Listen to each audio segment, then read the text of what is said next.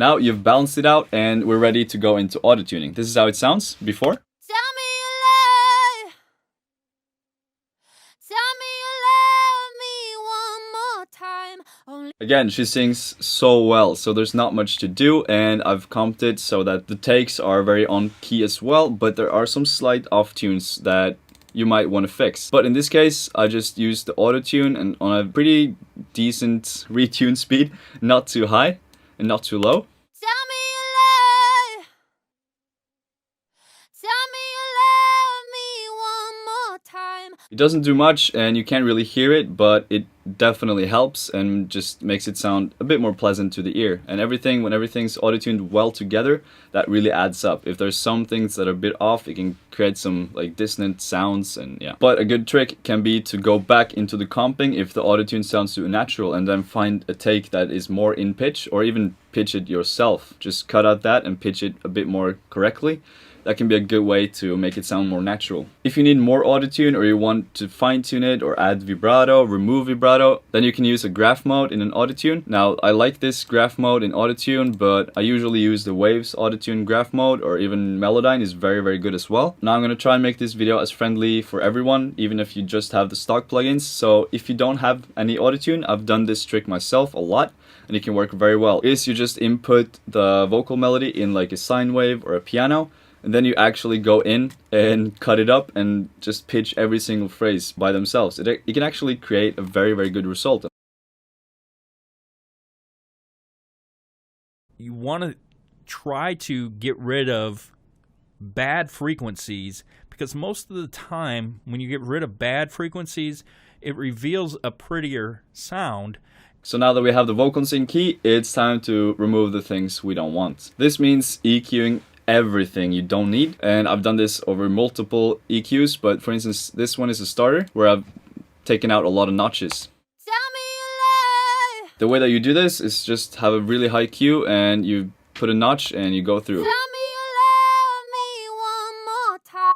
Tell me you love me, tell me you love. Oof. I'm sorry.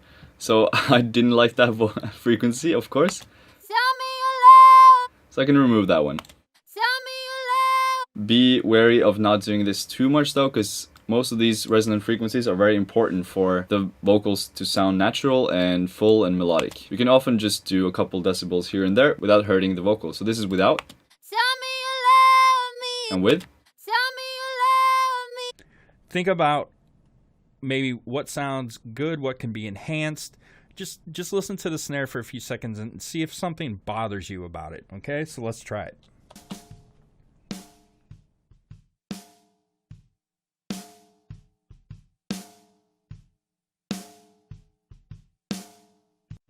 Okay, so here's a couple of things right off the bat when I listen to the snare that are bothering me.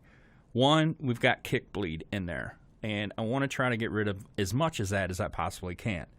Two, the snare sounds kind of thin to me. Three, I'm hearing a ring in the snare. And four, it sounds dull to me. So there's four things that I need to address just on this snare. Okay, so let's open an EQ and let's start with the very basic first thing. Let's get rid of any low-end information we don't need. And I do that by using a high-pass filter, and I high-pass filter everything.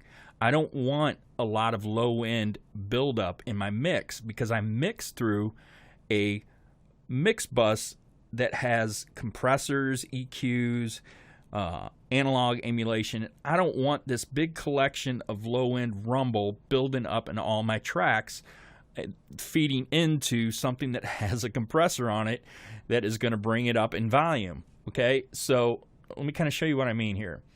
Let's take this high pass filter and I'm going to roll it up and try to get rid of some of this kick.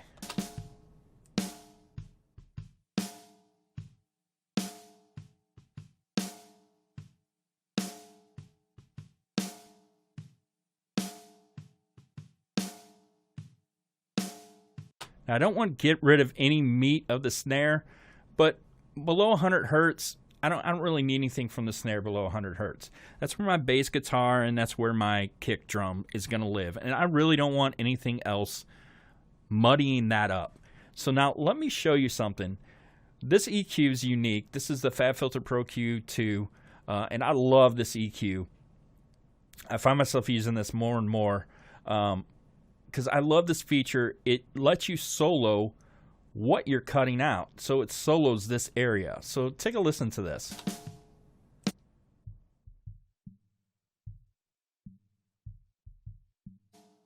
All right, so I am clearing that off of this track. I don't need that low end information on this track. And I don't want the buildup of it over, 12, 24, 36 tracks. I don't want it to all build up. So that's the importance of using a high pass filter.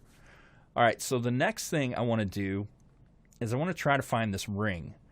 And I'm just going to use a bell filter and I'm going to tighten the Q. I'm going to try to move quickly here. I'm going to tighten the Q and I'm going to sweep around until I find this ring to where it sticks out the most, where it's the loudest. All right, so let's do that really quick.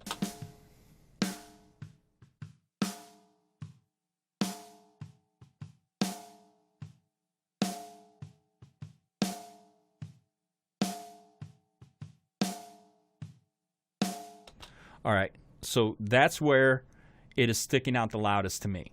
Okay, so how much do we cut, right? That's the next question. Well, a simple general rule of thumb is 3 to 5 dB. However, let's cut until the ring is gone. Okay, so let's just lower the gain until the ring kind of goes away.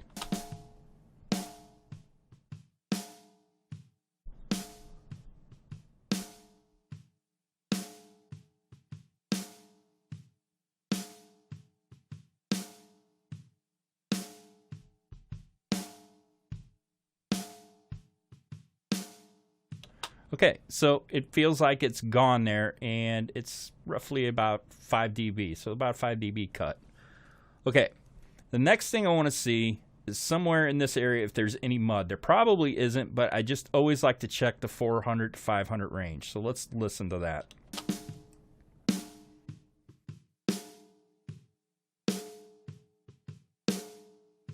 All right, so there's a little bit of that ring in there, so let's pull a little bit of that out.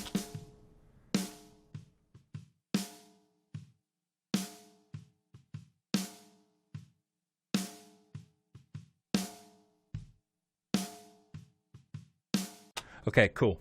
Next thing I want to do is I want to find the body of the snare. Remember, I said that the snare sounded a little bit thin, so that's one of the things that bothered me. So somewhere between 150 and 250 hertz, you can find the body of the snare. So let's boost this up really quick, and let's try to find it. I'm going to start off high, and then we'll roll down.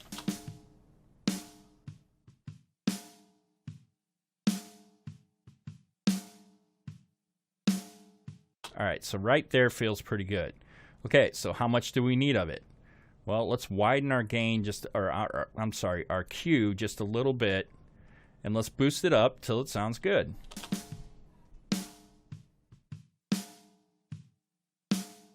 There we go.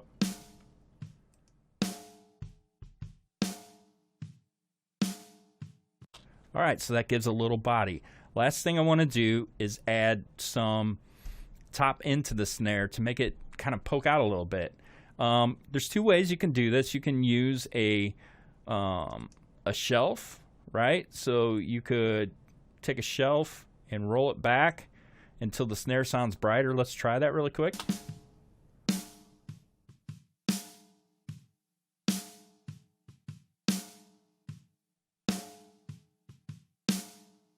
Okay, so that's one way to do it. However, if you are mixing a kit that has hi-hat bleed or cymbal bleed in the mics, this could tend to make that pretty harsh. So if that's the case, then you may want to use a bell. All right, so let me switch this to a bell. And let's see here. Let me bring this Q in a little bit. All right.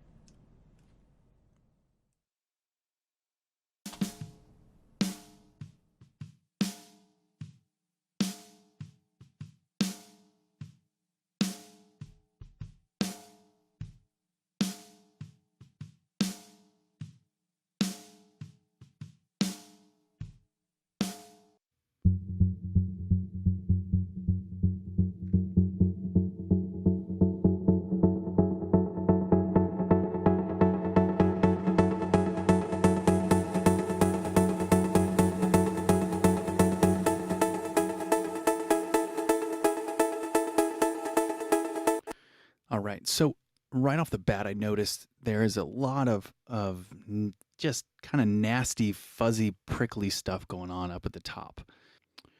So let's take a listen with everything else in there. Never thought I would be standing face to face with you.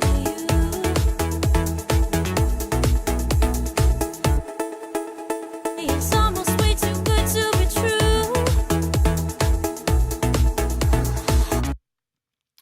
Yeah, too much little prickly stuff up at the top. So let's pull open the EQ and check out what we've got going on here. So first off, let's go back through here. I cut everything out below 168 hertz. Just got rid of any of that low frequency information. We don't need it. Yeah.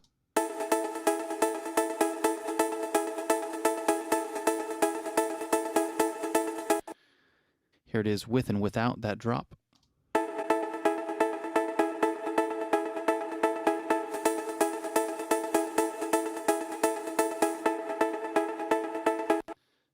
Now let's do that with all the rest of the instruments playing. Never thought I would be standing face to face with you. This reality is almost way too good to be true. Feel my heart.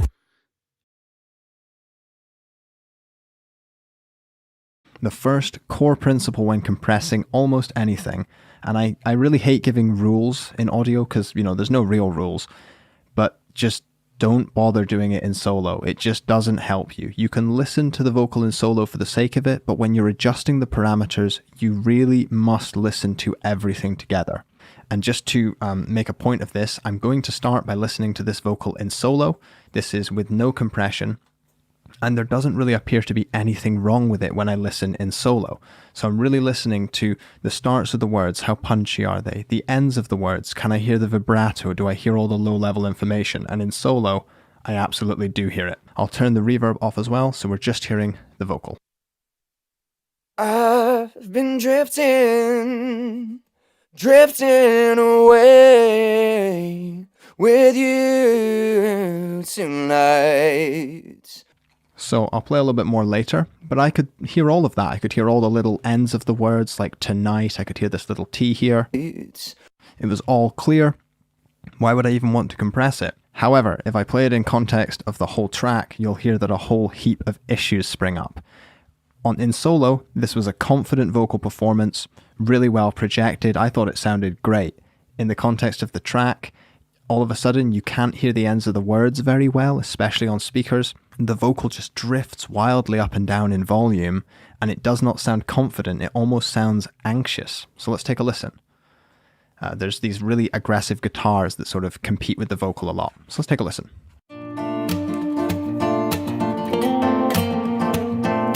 I've been drifting away with you tonight. Oh, I just might pack my bags and leave. So that was really confusing. A lot of the time it just felt too quiet, but there was also sections, like on this second phrase, where it was just far too loud on certain words. The same with this final phrase. I'm just going to tune in on this one again. It was super loud, but also quiet at the end. Drifting away.